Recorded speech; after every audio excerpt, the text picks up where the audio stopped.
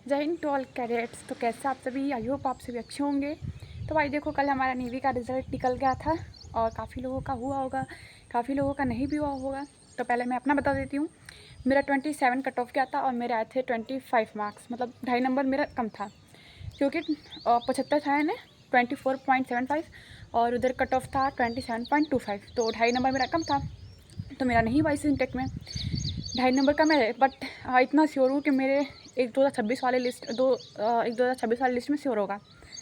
तो भाई जिनका हुआ होगा कॉन्ग्रेचुलेशन, जिनका नहीं हुआ होगा आगे की तैयारी करो, जो होगा सही होगा और जो होता है सही भी होता है। क्योंकि देखो, जैसे अगर मेरा हो भी जाता है इसमें, तो मैं फेस टू देने जाती नहीं, क्योंकि मेरा 2 तारीख का वहाँ स्टैंड बाई में दिल्ली में, तो मुझे एक चीज़ को छोड़ना पड़ता। और अगर मैं इस बार नेवी को छोड़ देती तो मुझे आगे का चांस बिल्कुल भी नहीं मिलता।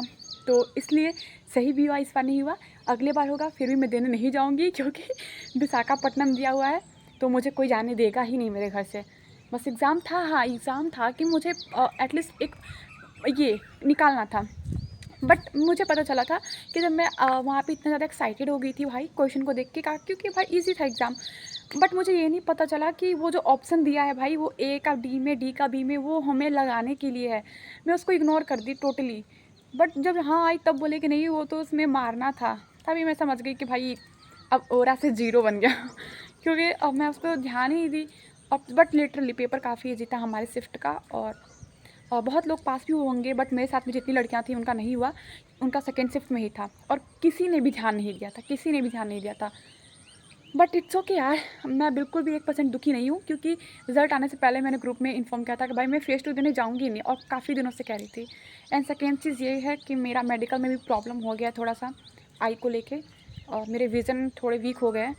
एक में है 6/12 और एक में 6/18, तो वैसा कोई इंटरेस्ट बचा नहीं अब मेरे डिफेंस लाइन में। बस इस बार दूंगी, एयरफोर्स का दूंगी, और लास्ट SSC GD एक बार देना, दिल्ली पुलिस MTS में तो मान लो होता नहीं है शायद मेडिकल वगैरह, तो उसमें उसका दूंगी, और बाकी दिल्ली पुलिस वगैरह का एक एक बार दूंगी, लास्ट है।